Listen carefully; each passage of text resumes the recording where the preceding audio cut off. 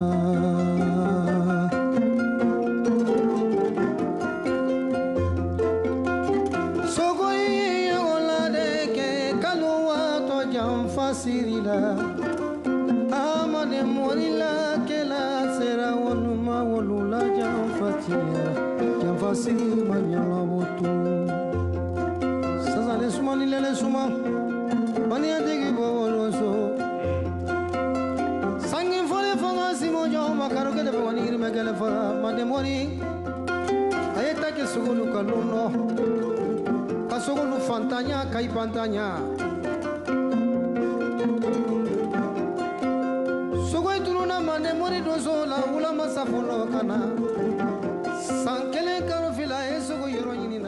Pascal. Bonjour Xavier. Donc un grand chanteur malien, Kassé Madi Diabaté, qui vient de nous quitter. Il avait 69 ans.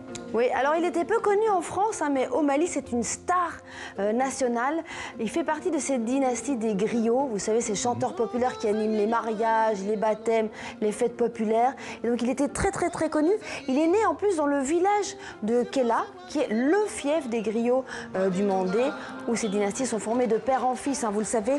Alors il a fait quelques concerts en Europe, il a sorti quelques albums, mais il n'est pas entré dans le star system parce qu'il considérait que son travail, c'était rester auprès de son peuple, chanter pour lui. Alors je vous propose d'écouter cet extrait. Il chante sur une barge alors qu'il traverse le fleuve Niger à Bamako. On écoute ce trésor national du Mali.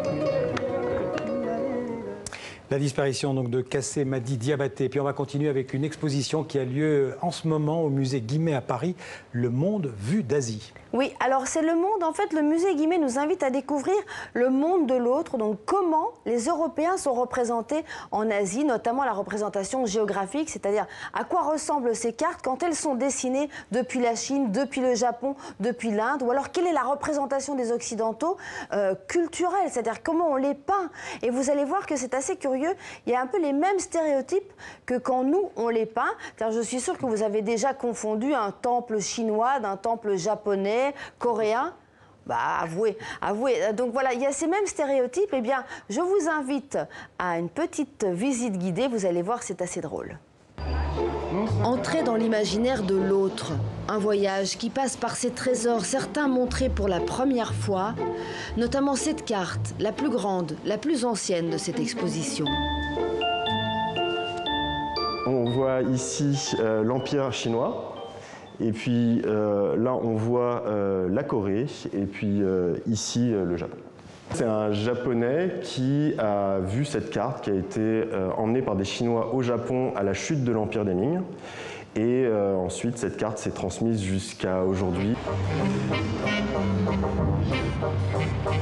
Le monde vu par les cartographes japonais, chinois, indiens, leur point de vue est radicalement différent du nôtre.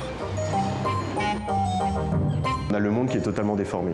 Mais on reconnaît l'Afrique ici, on a l'Europe avec différents pays comme la France, l'Espagne, l'Italie, la Grèce. Et puis on voit ici l'Amérique, avec l'Amérique du Nord, l'Amérique du Sud. Et on sort totalement de nos critères cartographiques habituels. Quand l'exotisme change de camp, les Européens sont victimes des mêmes stéréotypes qu'ils appliquent à l'Asie. Là, on a Paris, représenté comme un port, construit autour d'un château. Et derrière, on voit clairement que l'artiste japonais s'est inspiré de vues de Canaletto de Venise. Donc c'est une représentation à la fois étrange pour nous qui connaissons Paris, et tout à fait normal pour l'époque au Japon, puisqu'on allait tirer des informations auxquelles on avait accès de la presse, de récits de voyage, et après on reconstruit d'une certaine manière l'Occident.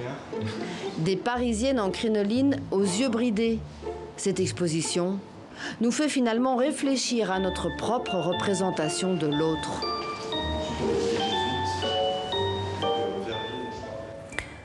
Voilà Xavier, à découvrir jusqu'au 3 septembre au musée Guimet à Paris. Et je vous invite vraiment à y aller parce que c'est vraiment surprenant. Ça nous fait réfléchir non seulement à la carte, la géographie, la puissance, le pouvoir, mais aussi à ses représentations, comme vous le voyez, notamment.